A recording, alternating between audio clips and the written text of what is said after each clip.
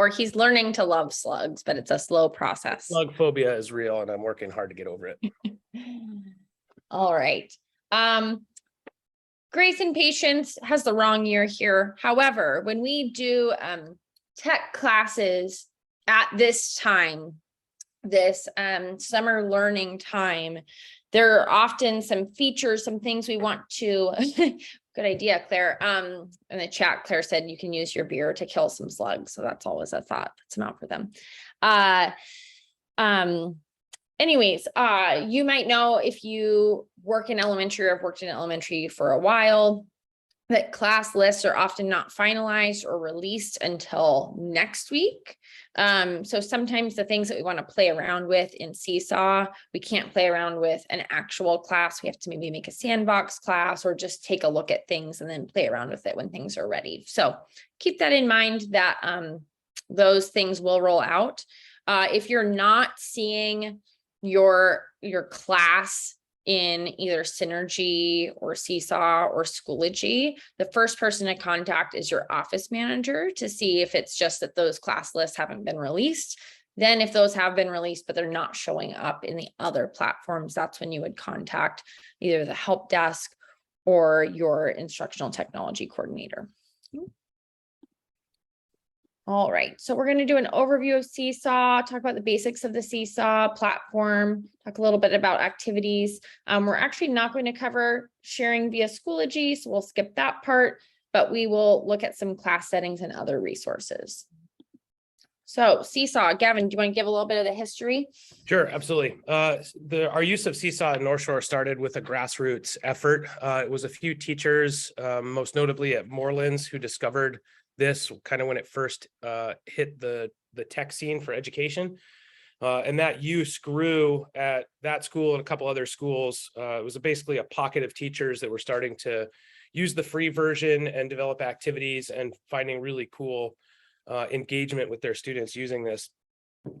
As that expanded at Morelands, I was brought in to kind of help with an implementation, look at what it might be like to field test it, help train up some teachers that were new to it, and do a lot of documentation of how it worked and stuff like that, and then do a little bit of the systems management. And then we started to see it growing at other schools. We kind of identified, well, where is this taking off and how can we help support it? And we started to implement a little bit larger of a program to build those handfuls of masterful teachers out of those schools. And then, of course, as this thing was growing with support, the pandemic hit, and it was suddenly like, we need as many virtual digital tools as possible to make this thing work. And it was very clear that Seesaw was going to have a large part in that. And that's where we got into a full district-wide implementation at the elementary level. We'd already had a lot of success building up to that, so it worked really well. We already kind of knew what we were getting into, but that's really where it exploded. At the same token, we were looking at learning management systems like Schoology with the help of teachers, and we were just not quite as far along that path when we suddenly had that pandemic catalyst.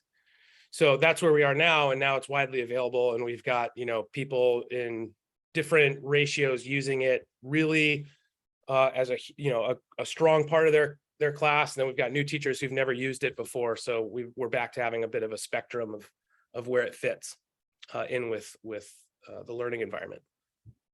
Okay. All right. So we're going to be taking a look at Seesaw. It's the basic description of Seesaw is it's a student-centered digital portfolio where it's very student-friendly for students to use and add things to the portfolio. As well, teachers can assign activities to students, and there's an activity library with pre-created activities that will be showing off how you can use that. In the years when we were doing like solely remote learning, it was like the way to push out assignments. Now that is no longer the case, Seesaw is still a really powerful tool where you have that student-centered portfolio, but also teachers can use it to take photos or videos of what's going on in the classroom, share it with all families so they can see kind of what it is we're working on this week, what their students are doing, have a real view into the classroom so that parents can feel connected with what's going on, what their students are learning, and have those starters when their kids come home to say, hey, I saw you were doing this in the classroom today. Tell me more about it. And just building those connections between school, home, and back again. Okay. Let's see. So we're going to talk first about kind of how we get logged into Seesaw. Now this is going to be different based on the different folks that I've seen mention their roles in the district. Many of you might have accounts created for you already if you've been a teacher in the district and you just didn't use it last year. Some of you don't have accounts yet, and we're going to show the different ways that you can get logged in. So that way you'll know how you can get there. Okay. All right. So I'm going to pull up a tab here and show the kind of standard way that folks would get to Seesaw. So the standard way would be starting at Clever, which is my.nsc.org. So if you want to, at the same time that I'm doing this, go to my.nsc.org in a browser tab. Of course, I'm working from home, so I'm getting MFA'd, which is it's saying we want to make sure that if you're not on the school network, that you are appropriately using the schools. I can't speak. I just got to type in my code here. All right. Thanks for bearing with me.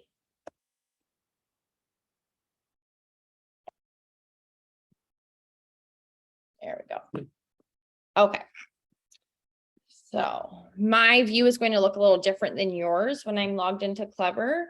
I'm going to go ahead and show you there's two different tiles that you might see. When you log into Clever, you might see Seesaw, and you might see Seesaw for staff, or you might just see Seesaw for staff. Okay. The way that we roster classes for Seesaw and auto create them is through Clever. So if you are a classroom teacher with 20 to 24 students in your class, that's not limit, I'm just saying a general range, with students in your class, and you go into Clever and you click on this tile, it's going to bring you right into Seesaw. It'll bring you right to your class that's already created for you. If you are a librarian, if you are an ML teacher, etc., you don't have students that you take attendance for every day. So you may not have an account created for you already, or a class created for you already. Same if you are a guest teacher, but you can still create a Seesaw account. If you don't see this tile right here and you see this one, this tile is really just a link, a quick link to the general Seesaw login page that looks like, and I'm already logged in, so I'll log out, show you what it looks like. Looks like this. Okay. So when you come to this screen, if this is what it looks like for you, if you don't have this Seesaw tile, you only have this one, you're going to click on this I'm a teacher button, and then you will sign in with your username at nsc.org email and password. If you don't have an account created already, you can do the create teacher account button, and you would want to enter your first name, last name, your district email, and a password and confirm password. Please do not use the teacher sign up with Google button. Choose instead to fill in your email. Okay. So if you already have an account, you can sign in that way, and it will look like this. So can I get in the chat folks to let me know when they have either signed into Seesaw or created a Seesaw account? We'll give that a few minutes for getting started there.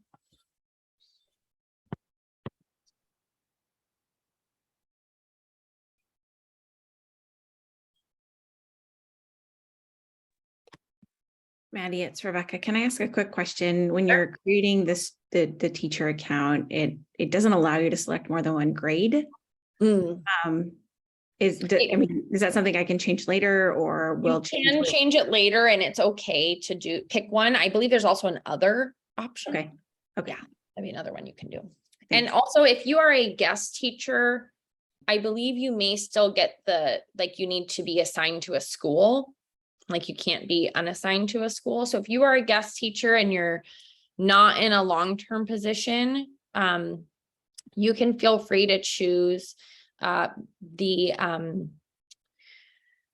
choose the school that you think you'll typically work most in. That's fine. And you can still work with other schools as well, but you just have to pick kind of a main school. Julia said she already pressed the sign in with Google button. Will it still work? It will. Julia, can you unmute and remind me what is your position? What school are you at in your position? So I'm at North Creek in FSA. So I was thinking I would use it for my special ed students. Gavin, with her being high school, do you think, I don't feel like there's a problem with just using the sign in with Google since she's not going to have a Seesaw for Schools account anyways, or what are your thoughts? I think that's fine. I would just say long-term, if we did try to increase the implementation and get away from the free version, if you build a strong activity library, you'd have to kind of bounce back and forth between the two accounts to access some of those old activities, but that's the only downside. Yeah, Okay. the only issue would be, Julia, I'll try to, I don't know if you really caught what Gavin was saying, but right now we have like a really robust subscription for K-5. If we made that like pre-K through 12, all of those accounts that we create are associated with your @nsd.org email. And when you do create with Google, it makes the account connected to apps.nsd.org. So different emails. So since you're right at the beginning, and just in case, what I would do is I would sign out, go to that sign in screen again, do create teacher account and do it with your regular email just to avoid any issues. Okay. Thank you. Cool. Amanda is into Seesaw. She's created a teacher account. So we've got Amanda ready. Anyone else, if you are into Seesaw and you can see the create a class or your screen kind of looks like mine, let us know in the chat. Claire's in. Awesome.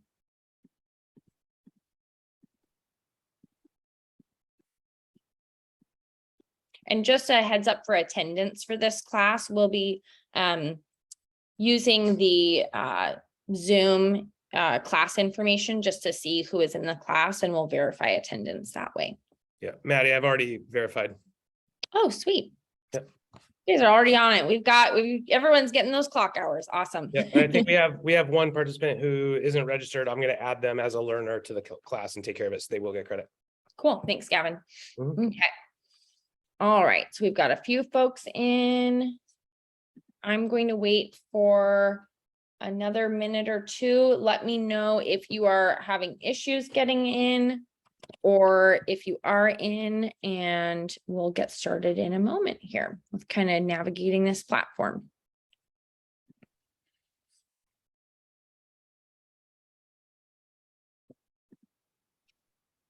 The Zoom silence. All right, we've got more folks in, looking good.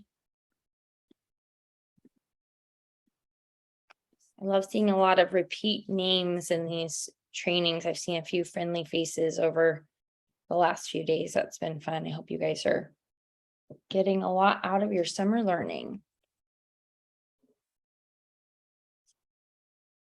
All right, so I'm going to go ahead and get started. If you need a little bit more time or help, just put something in the chat, either to the whole group, myself or Gavin directly.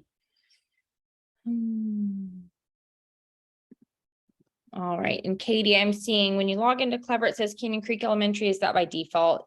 If this is where you're subbing for a month at the beginning of the year, then that's probably what has been assigned to your role currently. And then after you're done with that position, it should change your location to just North Shore School District. So that sounds right to me for right now. And even with Canyon Creek being your your place, you can still be a teacher you can be added as a teacher to other schools as well in the district. You're not set to only working with Canyon Creek classes. Thanks. Yep. Okay. All right. So we're going to just take a little tour of the platform here. I'm going to first pop over to a class that has been used already, has a few posts in it. So you can see what a course would look like when it's a little more active. And then I'll go back to this kind of empty class here. So we've got this class. And in this one, there are some posts that I've posted for all students to see. There are some activities that have been posted, some photos taken and posted, some other activities responded to with voice comments from myself as the teacher, reminders for families, Gavin showing some different some different activity responses as well. So you can see once Seesaw is getting going, there are a lot of different things that can be posted here in Seesaw. With this just being a sample course, we just have a few students in there. It's not an actual course, but that's what things look like once you're actually working in a course. Okay. All right. So I'm going to go back to the empty course now. Okay. And we're going to start over here on the left. In the top left, there is this profile button. This is for personal information and also for toggling in between classes. I know some of you are in library positions. I saw that. So some librarians have used Seesaw with their classes before, where they'll create a class that is all of the kindergarten students that they work with in one class and all of the first grade students that they work with in another class. And when you have multiple classes, that will be listed here on the left side. You click on your name and you can toggle between classes here.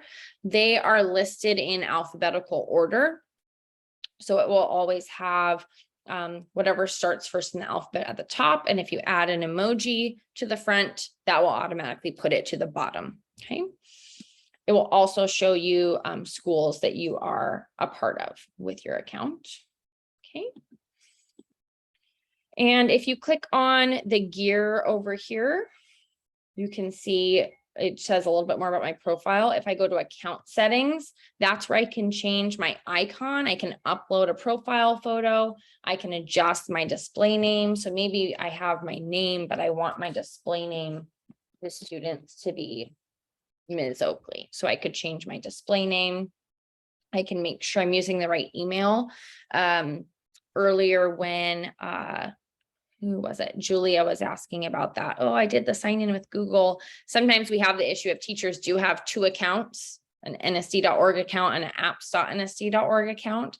And sometimes they'll need to toggle between the two. Most folks don't need to, but this is where they would go to see, like, what account am I using? What's going on?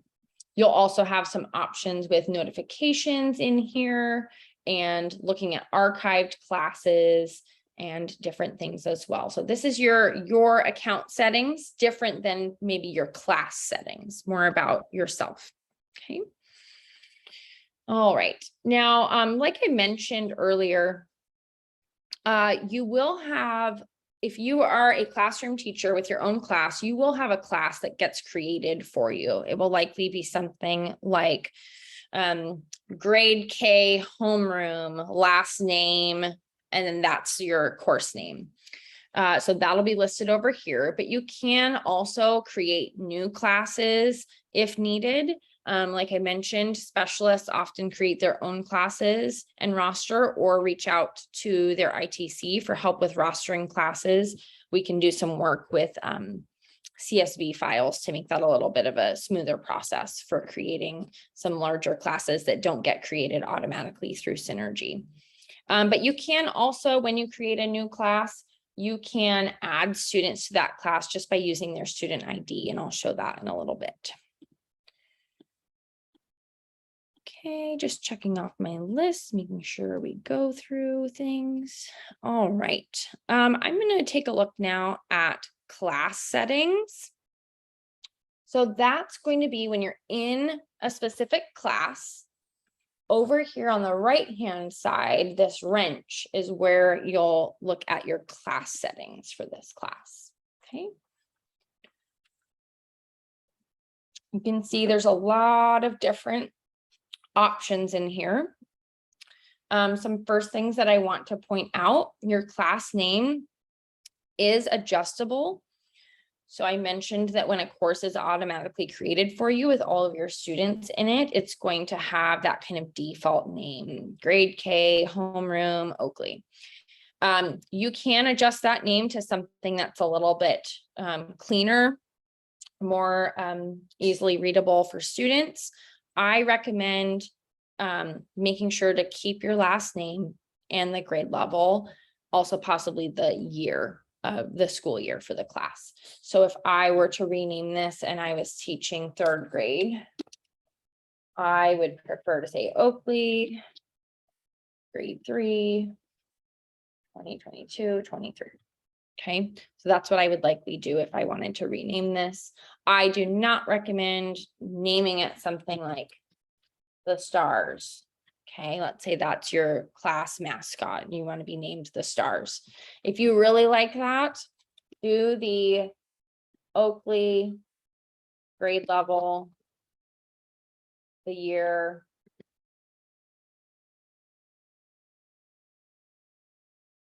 and either put an emoji or put the stars at the end.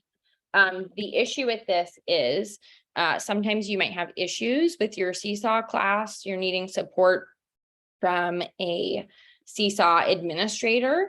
That's myself.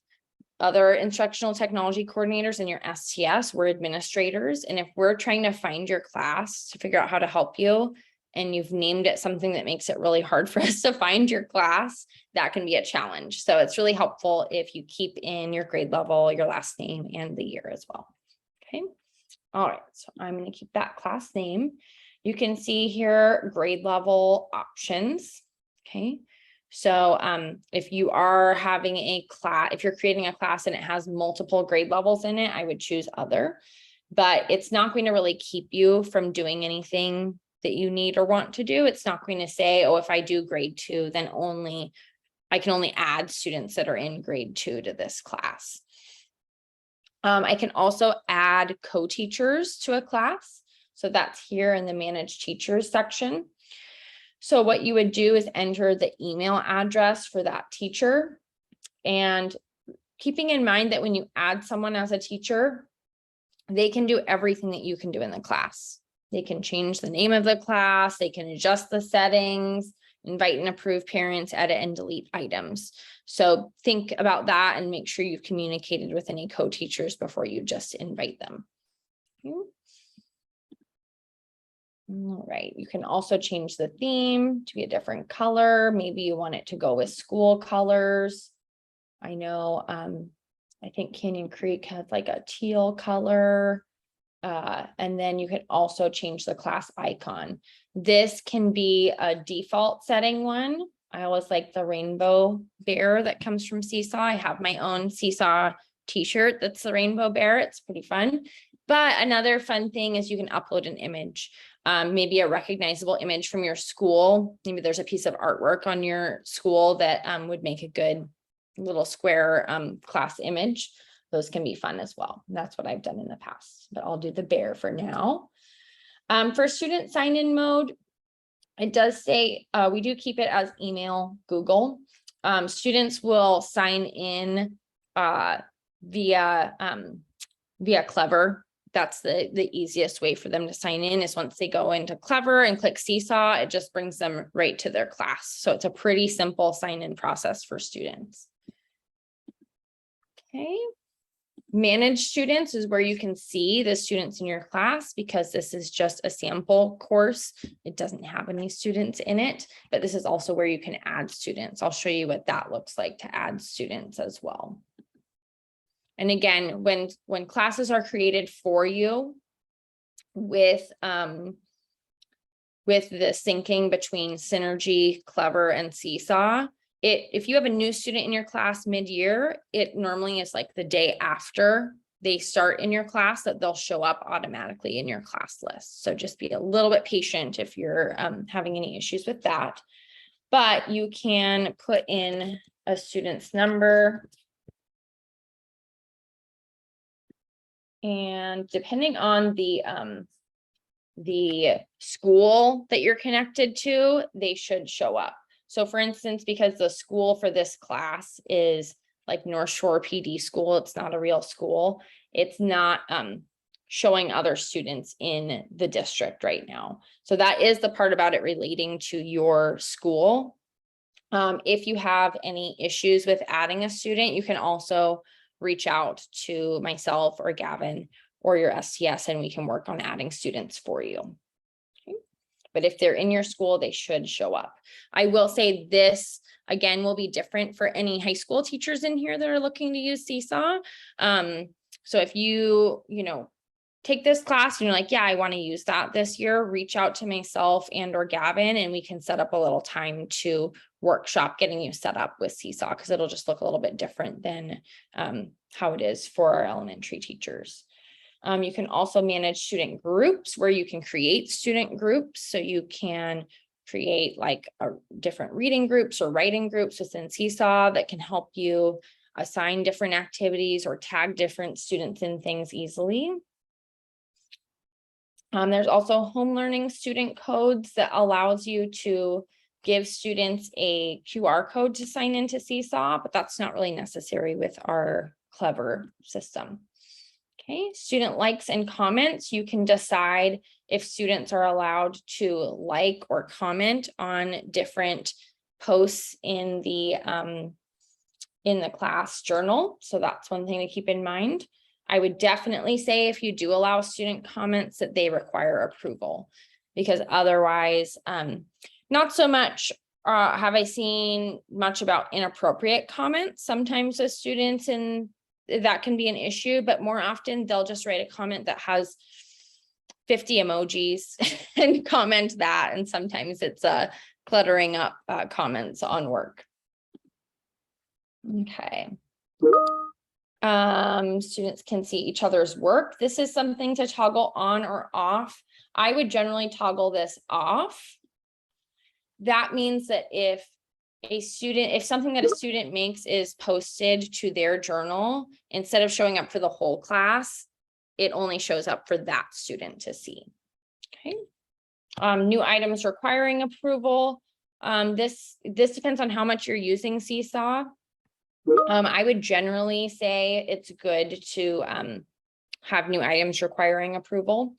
It just gives you an extra layer of security and making sure that students aren't posting things to the journal that we don't want posted. And again, normally not anything hugely serious, more often things like they took a lot of silly selfies and posted it. And then you need to just have a little chat about like, what are we using this tool for? Is it important that we're taking selfies and posting it, or should we be doing the activity that's assigned? Okay. Item editing, you can enable or disable editing. You can also enable or disable allowing students to tag other people in posts. So that's another option there. The sample student should be enabled by default. This is a great option so that when you assign an activity to students, and we'll get into those activities in a minute here. When you assign an activity, you can go through responding to the activity by using a sample student account. So that can be really helpful to be able to show students how to complete an activity, how to use the tools by using the sample student. Okay. Enabling family access. This makes it so that families can have access to looking at student work. I believe this may be something that we just have turned on automatically at the district level. But if it's not turned on for your class, I would recommend turning it on and inviting families to connect with Seesaw so that they can see the work that's being posted. You can also use it as a communication tool, as you can see in this course. Sometimes I posted things like, we have some upcoming field trips to the zoo, farm, and aquarium. And because everyone's tagged in it, all parents would be able to see that that's in their student's journal. Okay. And let's see. The class blog feature, I would say this is more of a Seesaw 201 feature. I wouldn't probably worry about it right now as you're still getting used to it. But if you're interested in doing more in the future, definitely take a 201 course or reach out and say, hey, I'd like to know more about this. Folders is a way to organize different posts and activities. So you can create folders. You might have a reading folder and a writing folder. As you can see, it's really easy to just create these automatically.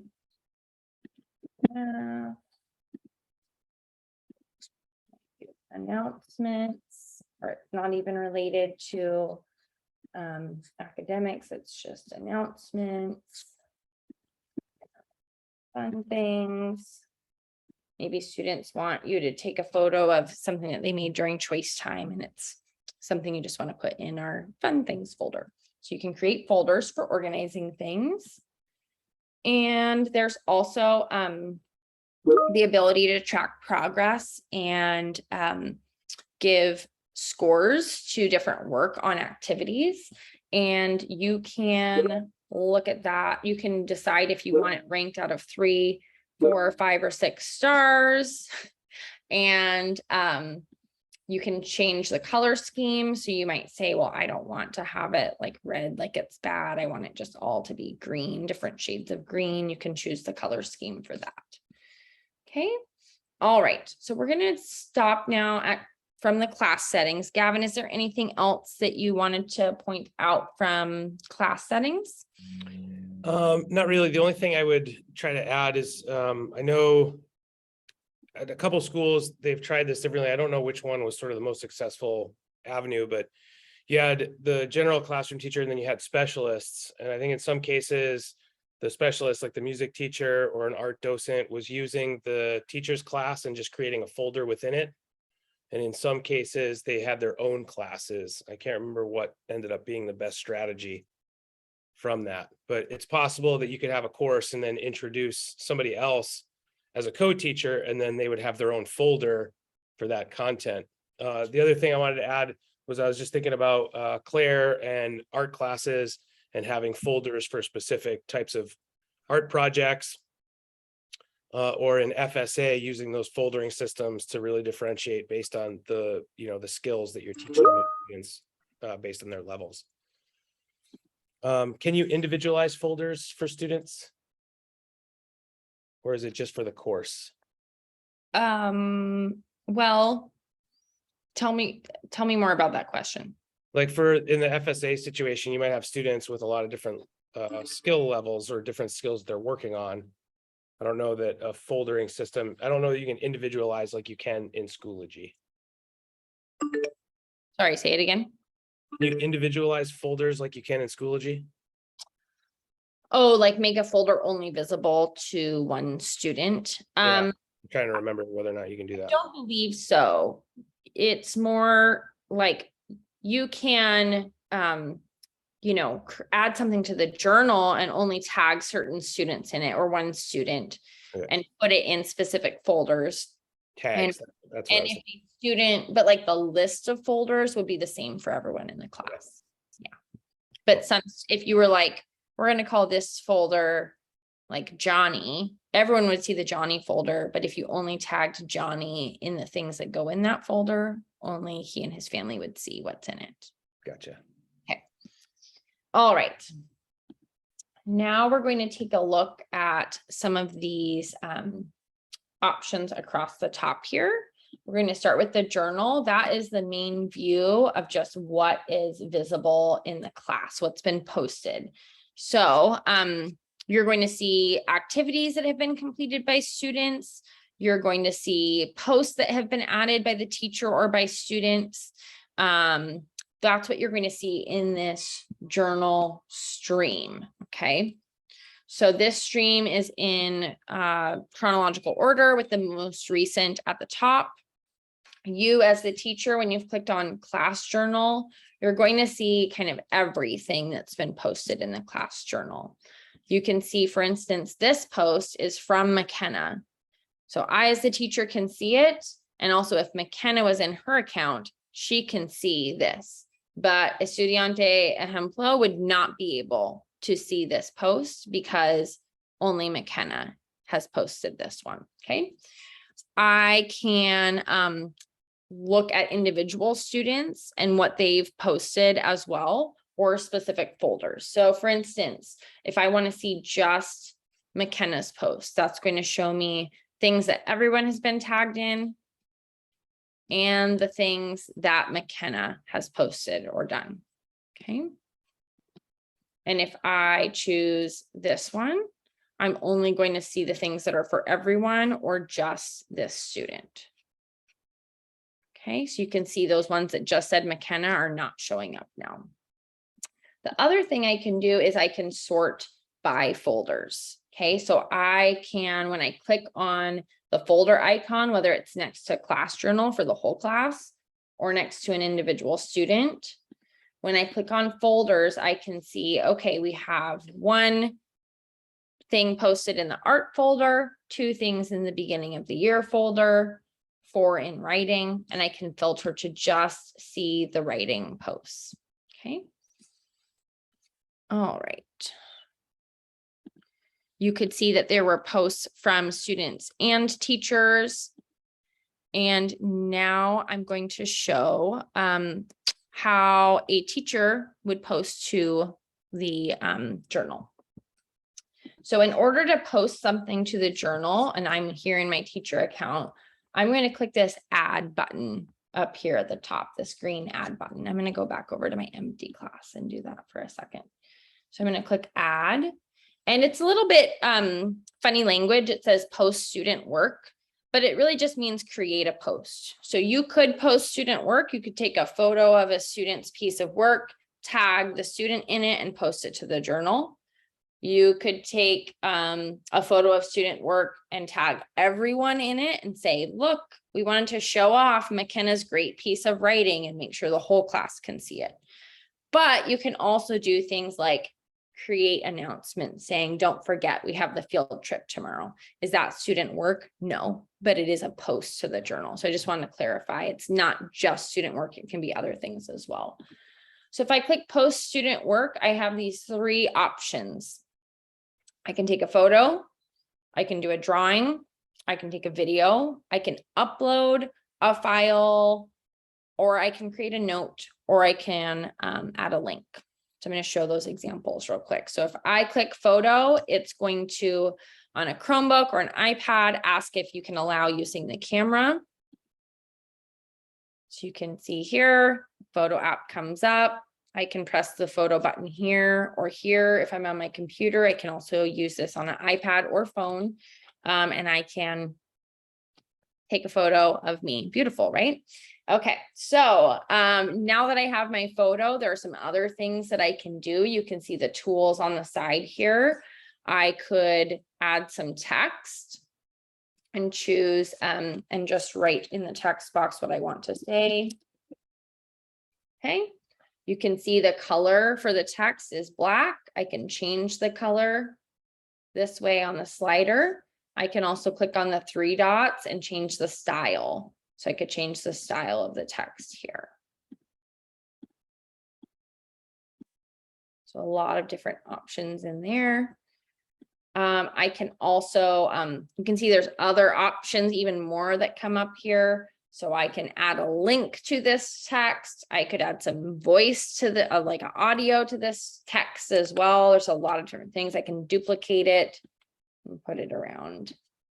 There we go. Okay. I also have the option to add a recording. So I'm going to record my voice saying, here I am. Then I click pause. Then I click done. And now I have this recording actually of my whole screen. And if I wanted to like draw while I was doing it, that would also be another thing that would record. So we've got the audio. I can take another picture and add it to this. I can click on those 3 dots and add shapes to my post. I can change the background. I can add a link. There's a lot of different options. Then down here at the bottom, there's also an option to add a caption. Okay. And I could also record my voice reading that caption as well.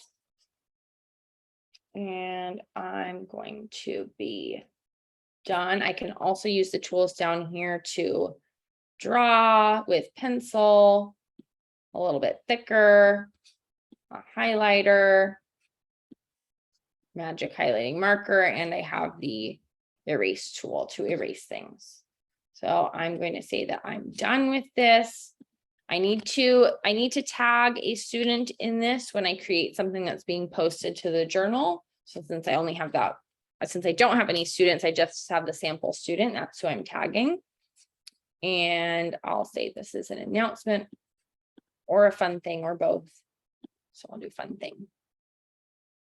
Okay, so now it's here in the journal for people to see, to record my voice saying, here I am. You've got the caption down here. You've got everything that I created here in this post. Okay. Typically as a teacher, if I'm putting something in the journal that I want the whole class to see, I would more typically use video or note. So video I would take my teacher iPad, click video and record kind of what the class was doing. And while they're doing something, I might kind of narrate it for the parents that are going to see it later. So I might say, hey families, thanks for taking a look. Right now what we're doing is practicing reading to self in a just right book in a space around the classroom. Students are making sure that they're using a voice that's not too loud.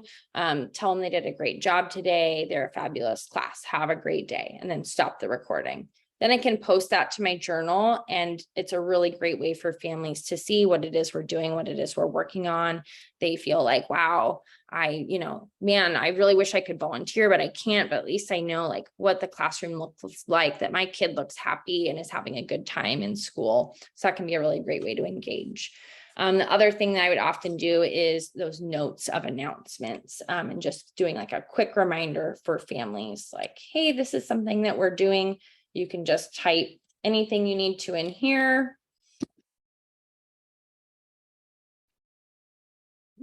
There's a reminder. Click OK. You can edit the note if you need to, and then just add it to the journal. Again, I would say it's an announcement. And now I've got that here in the journal for folks to see. Okay. So that's for posting to the journal. The other options are, I would guess, pretty self-explanatory. The drawing tool actually looks like a blank slate version of that photo tool that we saw before. So if I click on drawing, it's just a white blank slate and I can draw in here. It says drawing, but I can also write text. I can still take a photo and put it in here. And I can make it a lot smaller if I want to and put it on this background here. You can also change the background to a different color, use lines or a grid. So there are a lot of different options there. Okay.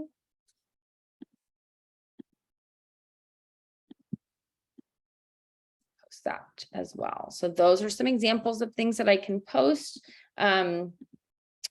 Upload is for mostly files if you need to share any files, and link is just that, sharing a hyperlink. Okay, you can still, though, in that drawing tool, do things like sharing links as well. So you could do like a background that has text, it has a little voice note for students to listen to, and it also has a link for them to click on. Okay, there's a lot that can be done with all of those tools in there, and you'll see when we look at the activity library and some things that have been created by teachers already, what things they accomplish with all of those tools in one spot. Gavin, anything else you want to add? No, you're absolutely killing it, Maddie. This is great. I'm feeling that feeling of like, oh man, there's so much you can do and I want to go over all of it, but I also don't want to overwhelm everyone either. So I hope you're Yeah. getting an overview. So yeah, in that respect, we talked a lot about this with our training with folks this morning on the newer active panels that are going into some classrooms as presentation systems. As you're absorbing all this, it's helpful to sit back and go, okay, well, how do I start? Where do I begin with this? What's manageable? We've had a lot of great success with teachers who've started small and just slowly built on tools. The first activity is really just, something like writing your name on a post, right? And just using the pen tool only, right? And then another activity might be, here's a template, do something with the pen to kind of complete that thing. Then slowly introduce some of those objects. Slowly you work over to say, hey, let's do something with the camera and a picture. And the kids respond really well. And really managing your learning at your pace is a great way to start. Kids are going to learn sometimes faster than us how things work. So just opening up posts and letting them free form is a great way to watch them figure things out, and you'll actually learn from them as they explore. And then eventually you'll cross the line where you're like, oh, now I'm inspired to create activities that have a little bit more academic kind of heft to them and are a little bit more complicated. And it also really helps to think about like where your students are, right? Like if you're introducing this at the kindergarten or first grade level, it's going to be just a few tools to start for quite a while, just to get them comfortable with it. Whereas if you've got students who've already used this, they may be coming from a class in fourth grade where they're very comfortable and they already know how a lot of this works. Or you might have a mix, depending on if, fourth grade, their third grade teacher in one class used it a lot, another group, not so much, right? And then you're giving them opportunities to teach each other. So this works really well, kind of building those skills as a community like that in your classroom. Yeah. Yeah. And I would also just mention that just an idea for a way that I've used Seesaw in the past as a teacher. Before I was in this position, I was one of the folks that Gavin was mentioning when talking about the history of Seesaw, where I was not at a school that was piloting it, but I was kind of using it on my own.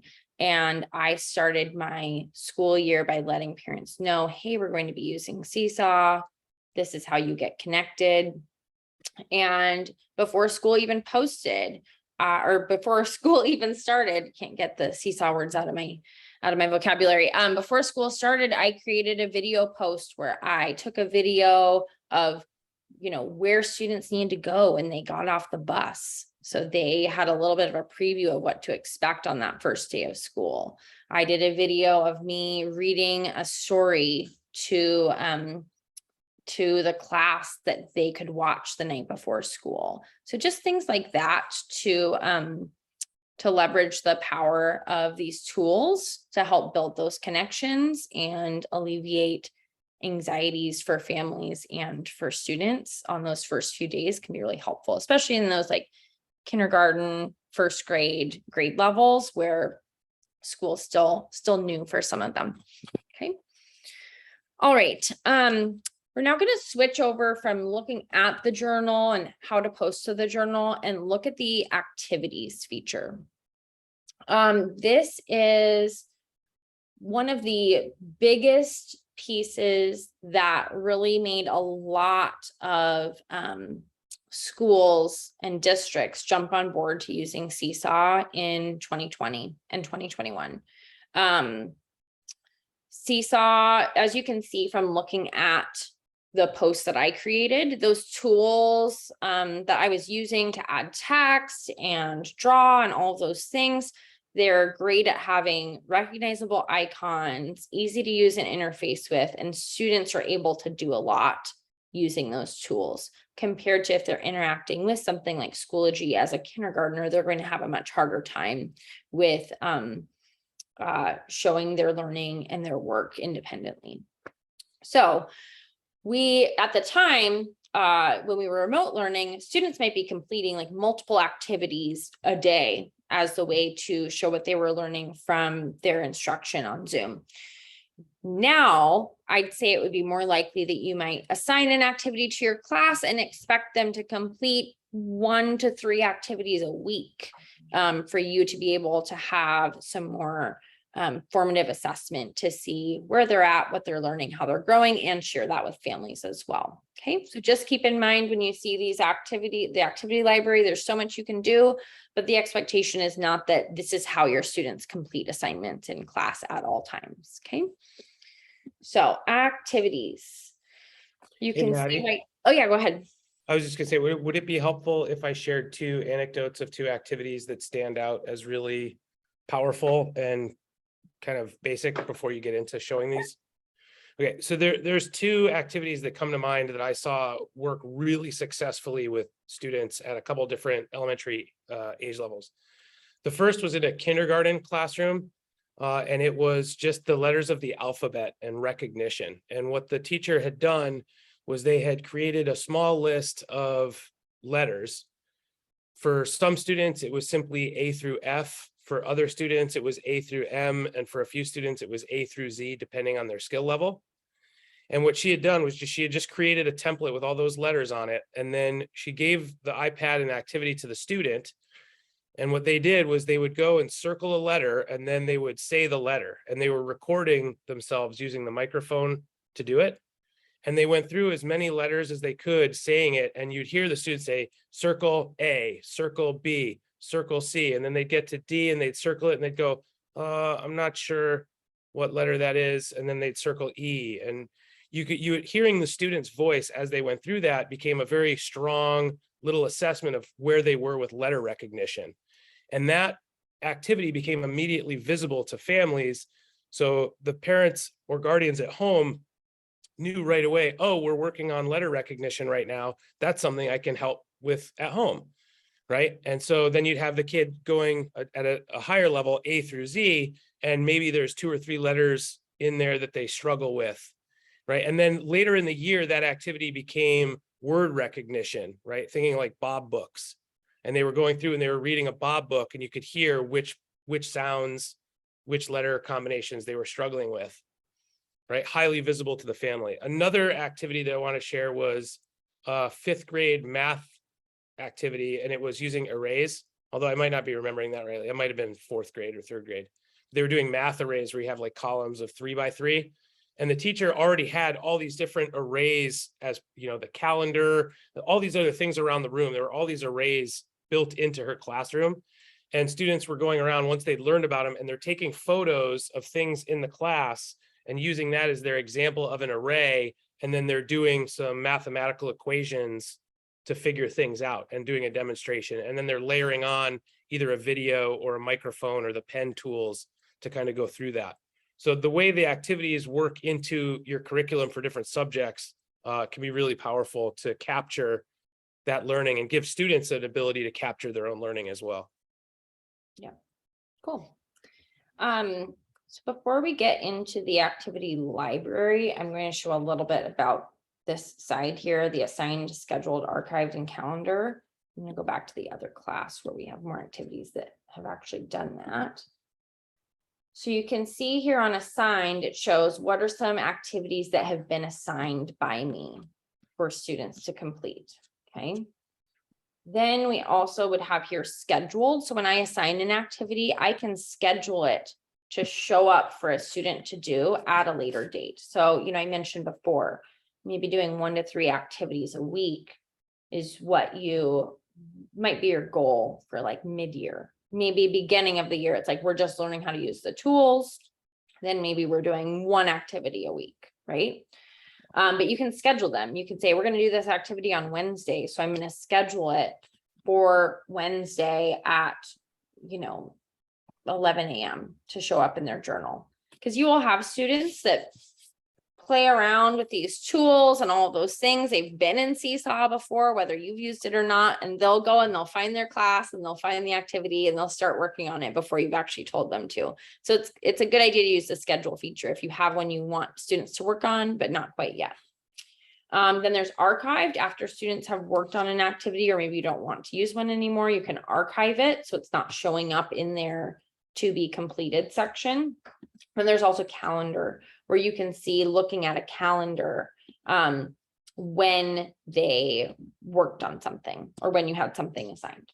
Okay, so that's the view there. The other thing you can do is, once you've assigned an activity, you've got this long rectangle that you can see when I hover over it turns gray. That gives me the idea that, oh, I can click on this. What will I see? So if I click on it, I can see, okay, McKenna, Estudiante Ejemplo, sample student, no one's completed this activity, right?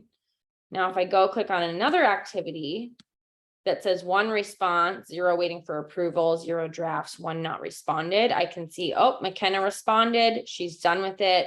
Estudiante Ejemplo has not. And I can see that little quick preview of what they've done. Another thing that I want to mention before I forget, because this is a little bit of a change since we last taught this course, so there's also a way to see which students have responded to things by looking over here in this progress section. Okay, so if I go journal activities, notifications, progress, which also, it looks like that progress section doesn't show up when you don't have any students who have worked on an activity. So if you have a new class and you're wondering, well, why doesn't mine say progress? It's because you don't have any students that have completed an activity. So if I click on progress, I can see, I'm going to go to, this is going to take a while because it's been a while since I've assigned these things. Let me go back to the main view. Assign September 15th. So let's try this again. Progress. I don't know if I assigned it in September 2015 or 2012 or 2021 or a different one. Yep, there we go, 2021. Great. Okay, so I only assigned one activity as part of a training at that time, but you can see it shows up here in the progress section. So I can look and see, oh, like these students 2 have not started this activity. And if I click on it, it will take me right to that activity. But if I've assigned a few activities in this whole month, they're all going to show up with a list of the students it's assigned to. It will show me whether they haven't started it, they're working on completing it, or they've completed it. So it's a really nice view to be able to see like what students have done what when it comes to activities that I've assigned. Okay. All right. So when I am just starting a class and I click on activities and I haven't assigned anything, I'll see this view. It says browse lessons library. It'll show me how I can, or it'll show me different activities that I can assign, and it also gives me the option to create my own activity. Once I have assigned activities, I won't have that view anymore. I'll see the activities that I've assigned, but I still have this button for browse lessons library. So I'm going to go ahead and click on that. Okay. And this is attached to your Seesaw account. So what I'm viewing right now, I can only see as a teacher. Students won't be able to go into the lesson library and assign activities at all. So their Seesaw Lessons is a new tool that's available through Seesaw, but we're not looking at that right now. We're looking at the activities section, which is different than the lessons, just to clarify real quick. So there are lessons that are already, or activities that are already created by other Seesaw users. We'll take a look at a few of them. We also have this school and district section. This is only available for those K-5 teachers for Seesaw for Schools. If you just created an account and you are a K-5 teacher, there's probably, like Gavin and myself need to go to your school and approve adding you to our Seesaw for Schools subscription. Once you're approved, then you'll be able to see the school and district option. So if you're like, I don't see school and district, that's why. Okay. But once you are in, you'll have the school and district option, which gives you lesson or activities that have only been created by teachers in North Shore School District. This is almost 3,000 activities that have been created by teachers in our district. Many of them probably created for the purpose of on remote learning. Okay, so some of that still connects with things that you might want to teach.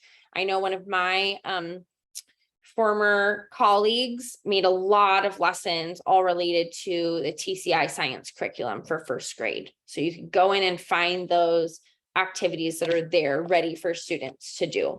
You can sort by grade, you can sort by subject, and you can sort by specific school. So if you know that a teacher at your school has added something in here, you could find it that way. You can also just search by whatever you want to. So if I put in TCI, for example, I'll find science activities created by Kathy Hink, who's a teacher at Morelands Elementary, and Ms. Van Dyke, the teacher that I used to work with. So if I go and look at this, I can see, oh, it's this unit, this lesson, and it's a game and a read aloud. I can click on it. I'll see the instructions that students will have for the activity. I'll see the link that comes up, and I'll also see a video that that teacher created if there's anything like that. So when I find an activity that I think, oh, this is cool, I think I want my students to do it, whether it's in school and district or community, keep in mind that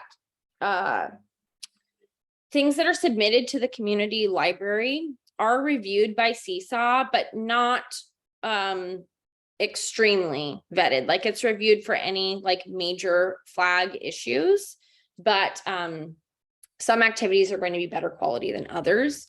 I'd say when you can see how many hearts have been given to an activity, how many times those have been saved or favorited, that can be a good indicator of like, this might be a little bit more worthwhile because other teachers are using it as well. Seesaw also features certain creators that have created activities as well, and those can be good ones to take a look at. But yeah, they're checking it mostly just for safety and appropriateness. They're not looking to make sure that words are spelled right and that the thing works, seamlessly. That's more on the teacher to evaluate that activity and say, yeah, it's good enough, I'm ready to do it, or make a copy of it and revise it as they see fit. I don't know if we've really covered that you can grab an activity, make it your own, and make changes to it. You could take out a teacher's voice who originally created it and put your own in, reading the directions.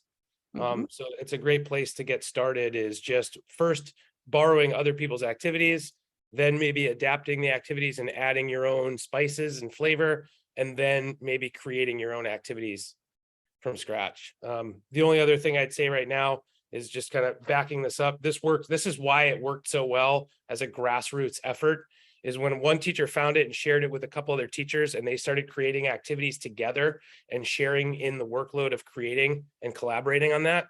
Suddenly you've got activities that you've created, as well as two of your teaching partners who've created stuff for your students. And now you're realizing, wow, there's a lot of potential here for us to really talk about what we're doing and create activities together. And I don't have to do it all. Right. Yeah, absolutely.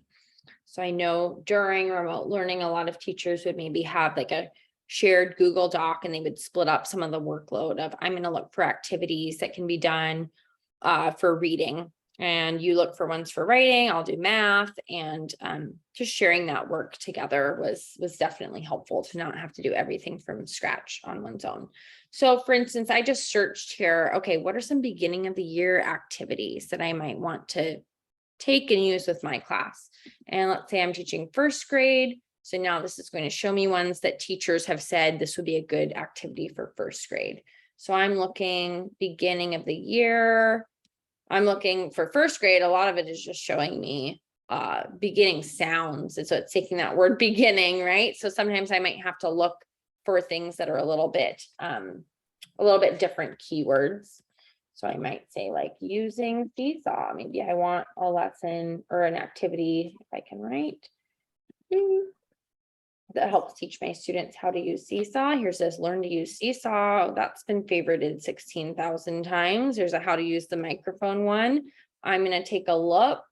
I'm going to heart this. When I heart it, it puts it in my library, and that goes in chronological order. Whatever you've most recently favorited goes there.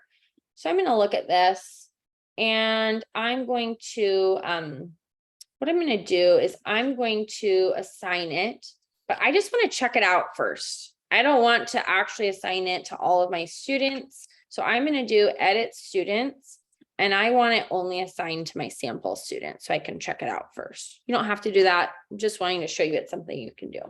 So I'm gonna click OK, assign to class. Now I can go view that activity. So learning how to use Seesaw.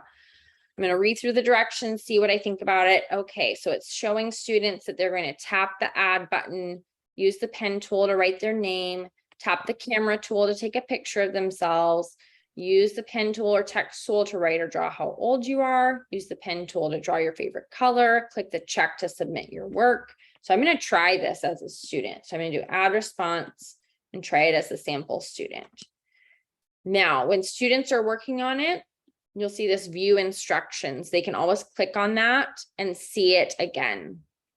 So they can see those instructions again. And as the teacher, there aren't any here in this activity already, but you can create as part of the activity voice instructions as well. So that's something that I could add on, thinking of my students. So I need to write my name. So I'm going to get the pen tool, pick my favorite color, and write my name.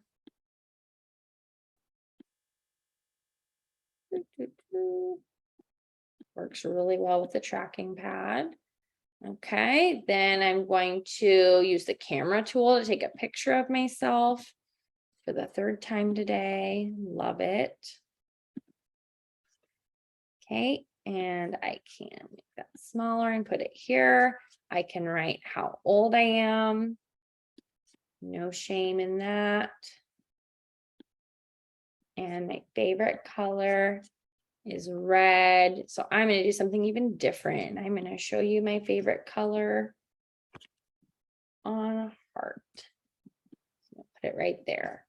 Now, as a student, it says click the check to submit their work. They can do that. Also, keeping in mind that if you have students all in your class working on an activity, some are done, some are not. There is also this draft button. If they click save draft, it saves a draft for them. And then they can go back to that activity, go here. It would look a little different for them, but they'll have the option to continue working on their draft. Show draft, edit draft. Okay, then when they're done, they can click the green check to submit it. And now you can see we have a submission from sample student. Okay, so I've decided, yes, I like that activity. I want to use it. Now that I've kind of tried it out for myself, I can go back to the lesson library and I can assign it again, but this time I can assign to all of my students, for example, instead of just to the sample student. I can also, when I'm assigning it, edit what folder it will go into. It's like beginning of the year, because we're just practicing how to use Seesaw. There's also skills, but I'm not going to really get into that right now. You have ways that you can add like some standards in there, but that's not so much of a 101 thing right now. Okay. All right, assign to class. The other thing I wanted to show, which I think is really cool, is just like how when using a Google document, you have the option to make a copy. You can do that with activities as well. So I can do copy and edit activity. You can see right now this activity is by Mrs. Monse. If I do copy and edit, learning how to use Seesaw. Let's say I want to add voice instructions so my students can hear my voice reading the instructions. I can do that. And then once I've saved it, I now have my own copy of that activity. So if you ever put anything in your school and district library, you create an own activity, just know that by doing that, you are allowing people to use it and you're allowing people to also copy and edit and make it their own as well.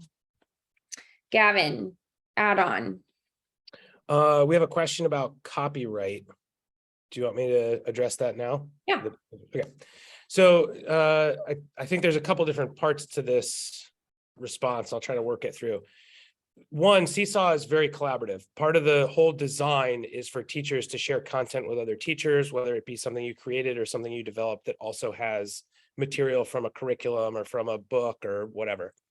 So by nature of sharing, like Maddie just said, everything that's on there in a community library is meant for you to grab. That's just teachers stealing from teachers and being awesome and doing the work together. Where the copyright thing kind of comes in is if I were to teach from a book, let's say I have, my own copy of Shel Silverstein poems. If I were to make a copy digitally of a poem and put it in there, I don't think I'm breaking copyright at that point. There are certain things you can do. I'm reading the poem to the class and we're working with it just like an activity. I don't think that's any different from going to the photocopier and making photocopies of that poem to give to my students to work with. Right, that whether or not that's breaking a copyright law, I'd want to have Shelby weigh in. I don't think it is. I think there's a certain freedom of up to 10% of content before you really get into you're making this available instead of forcing people to buy the thing. Right. If it's a curriculum like TCI, we've purchased TCI for our students. Right. We're paying that company for that material. By taking it and digitizing it for them, I'm not breaking any copyright because we have that agreement already with them. We're already paying for their services. I'm just adapting them and making them more readily available for activity. Right. So I think it's just that same sort of idea where you don't want to copy the entire content of a book and digitize it and make this the students' access to that book. You would want to have a class set of that book and then digitizing parts of that so that they can work with it is totally okay. I could probably get into other examples, but I'm hoping that's enough just to kind of give you the freedom to feel like, oh yeah, there's lots I can do with content that I already have in my classroom that maybe I purchased one thing of, right? That I can also then turn into content on here. You're just digitizing stuff that you've already got. Great. Does that feel like it addresses your question? Yeah, sorry. I was just trying to think about different ways that I might use this to connect with families as well, to kind of extend the learning from the library to home so they have more of an idea of what's happening. Yeah. And so my initial thought was, gosh, if it's all internal and it's held in North Shore and I was doing a read aloud, I could say this week in kindergarten, we read this book, and then I could read that for the families, that kind of a thing. But I don't think that's going to be an option. I will say, Rebecca, if you create an activity or you create a post and you're posting it to be shared like with those families, one, activities are not automatically shared to that entire like Seesaw World community library. So if I create an activity here in my library, so if I click on my library, I have this create new activity button. If I create one and it's just for my students, it's not shared to school and district. It's not shared to community. So that's one thing to keep in mind is it doesn't become like public access just from the creation. Same for posts, right? If I create I'm not even creating an activity. I'm just here in Seesaw.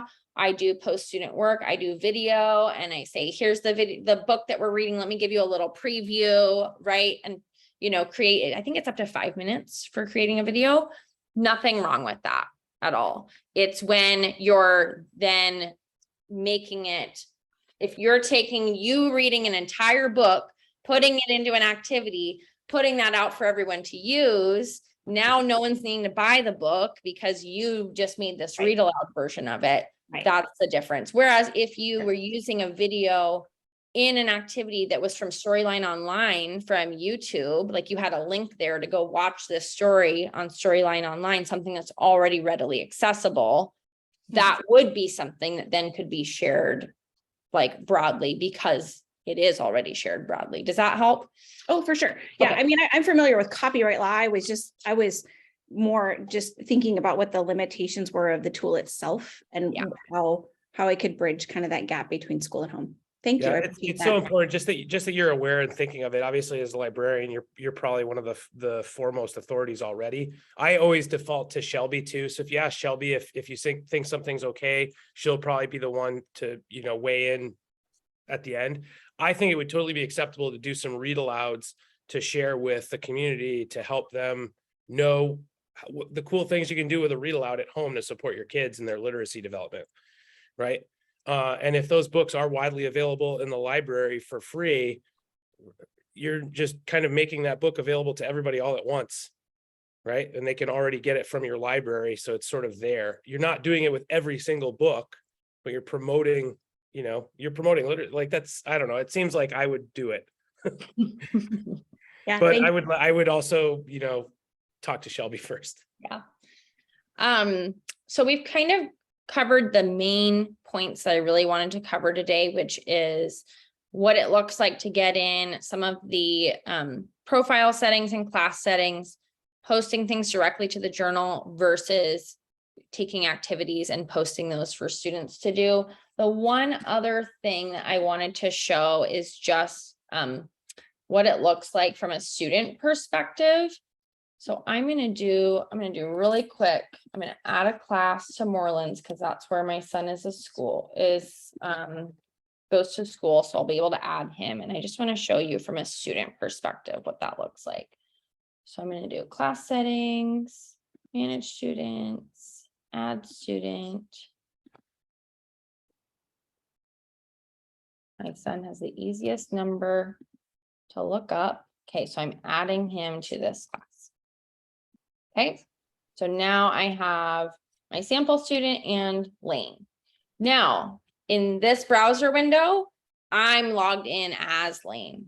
Okay, so this is Lane's Clever. So now when Lane clicks on his Seesaw tile, he's going to get brought right to Seesaw, or he should. Of course, it's not going to assign him in right away. Let's try it again. Yeah, okay, I'm a student. Seesaw for Schools Clever sign in. I wonder if because I'm in guest mode, if it's not working. Tech problems. Okay.